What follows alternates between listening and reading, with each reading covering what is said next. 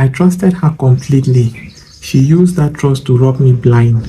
Then, fate handed me the most unexpected justice I never had to plan. Enjoy the rest of the story. She had everything arranged, steal our money, and escape with her lover. Then, a deadly STD put her in a coma. After waking up a year later, dreaming of my care, she faced divorce papers, a DNA test, proof I owned her secret savings, and met my fiancé instead. The revelation left her in total shock. My name is Cole Merritt, and I want to tell you something about the man I used to be.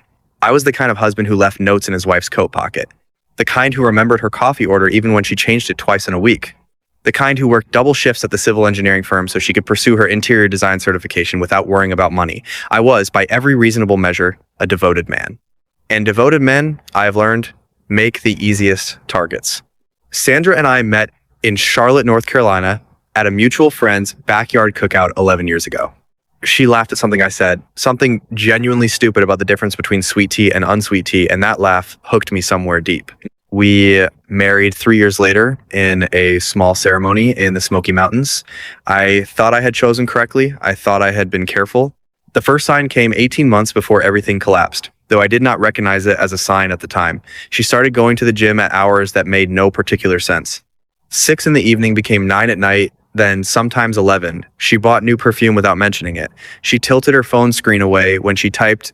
I catalog these things unconsciously, the way a body registers cold before the mind does, storing the information somewhere beneath my awareness. It was a Tuesday in March when the floor fell out. I came home early from a site visit, a water main issue resolved faster than expected, and found a rental car parked in front of our house in Concord. I recognized it as a rental because of the sticker on the bumper and the paper tag. I stood on the sidewalk for a moment, holding my hard hat and my thermos, doing quiet arithmetic. Sandra's car was in the driveway. Her afternoon design class ended at 2. It was 3:40. I walked around the back of the house instead of through the front door. I don't know why. Instinct maybe? Or cowardice? Or both. Through the kitchen window, I saw a man I had never seen before, sitting at my table drinking from my coffee mugs. He was tall, early 40s, wearing a sport coat like he had somewhere important to be. Sandra was laughing. It was the same laugh that had hooked me 11 years ago, and hearing it directed at someone else felt like touching an electric fence. I did not go inside. I went back to my truck and I drove to a parking lot 2 miles away, and I sat there until my hands stopped shaking. That night, she told me she had spent the afternoon working on a client mood board. She showed me the mood board on her laptop, something she had clearly put together sometime in the prior weeks, kept ready like a prop. I looked at it and nodded and told her it was beautiful. I said nothing else.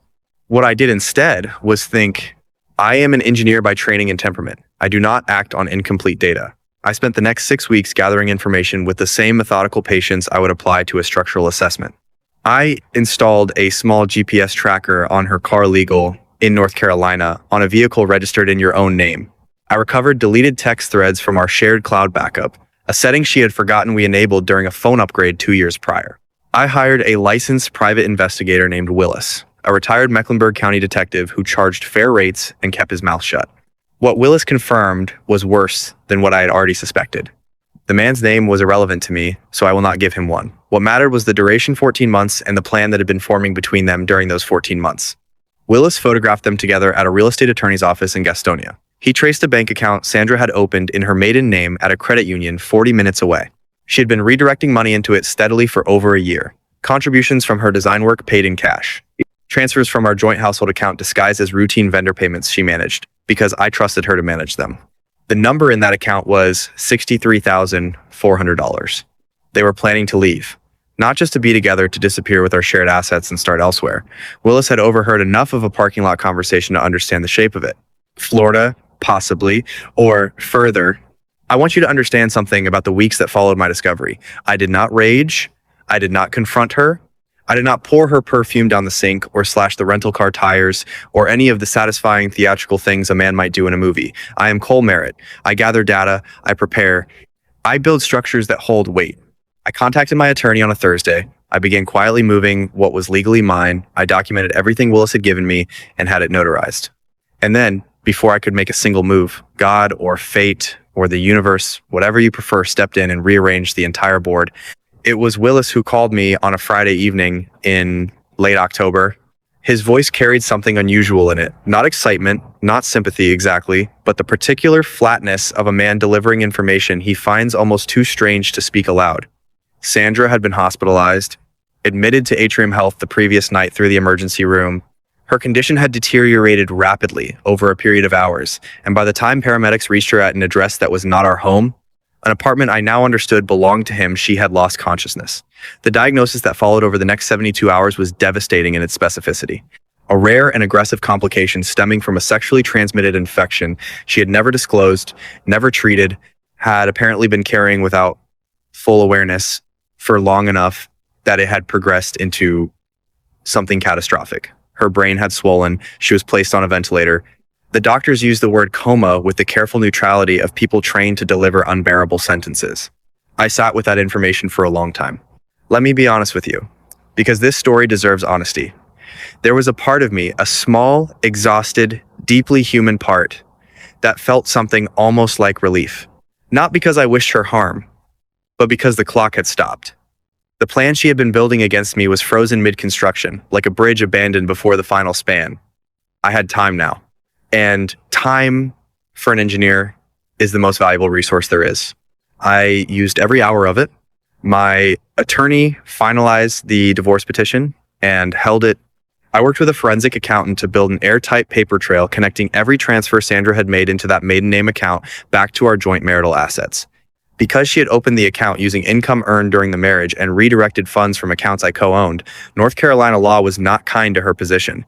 The $63,400 was documentably, legally, provably mine to claim. The credit union cooperated with the court order without resistance. I also ordered a paternity test on my own initiative, quietly, for reasons that Willis's surveillance had made necessary.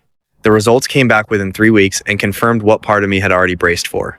The child Sandra had miscarried 8 months prior, something she had told me was a loss she mourned, something I had held her through with genuine grief had not been mine.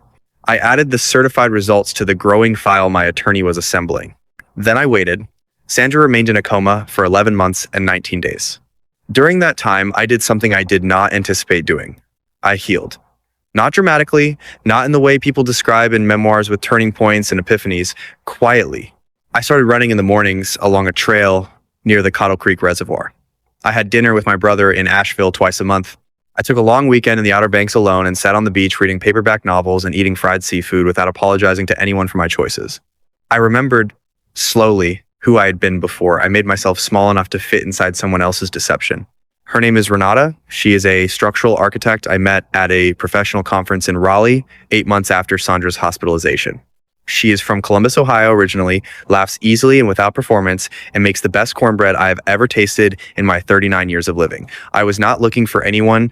I was not ready, and then gradually I was. And Renata was simply there, honest and warm and completely uninterested in pretending to be anything other than exactly who she is. By the time spring arrived, she was the first person I wanted to call when something good happened. I told her everything about Sandra. She listened to all of it without flinching. Sandra woke up on a Tuesday, which felt appropriate somehow, since that was the day everything had originally broken open. I received a call from the hospital because I was still listed as her emergency contact, something I had intentionally left unchanged. Her mother and sister had been her primary visitors during the coma months. I had not gone once.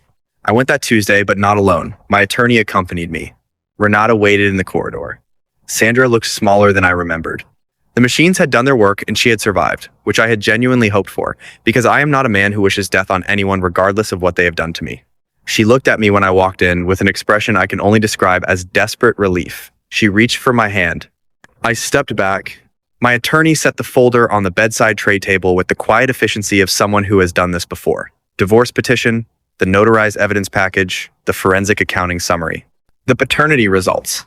And then Renata walked in. I watched Sandra's face cycle through confusion, then recognition of what Renata's presence meant, then a kind of total internal collapse that no words I have could adequately describe.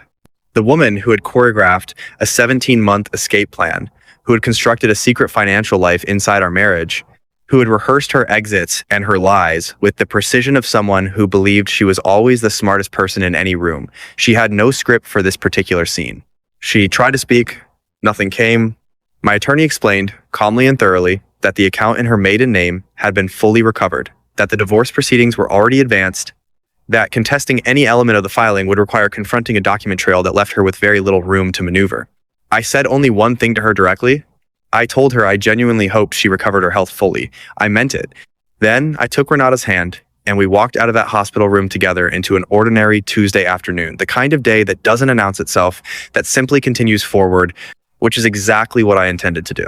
Cole Merritt, engineer, a man who gathers data, builds structures that hold weight, and eventually finally builds them for himself. What goes around truly comes around. Loyalty always wins. Drop a heart if Cole deserves better. Follow for more stories.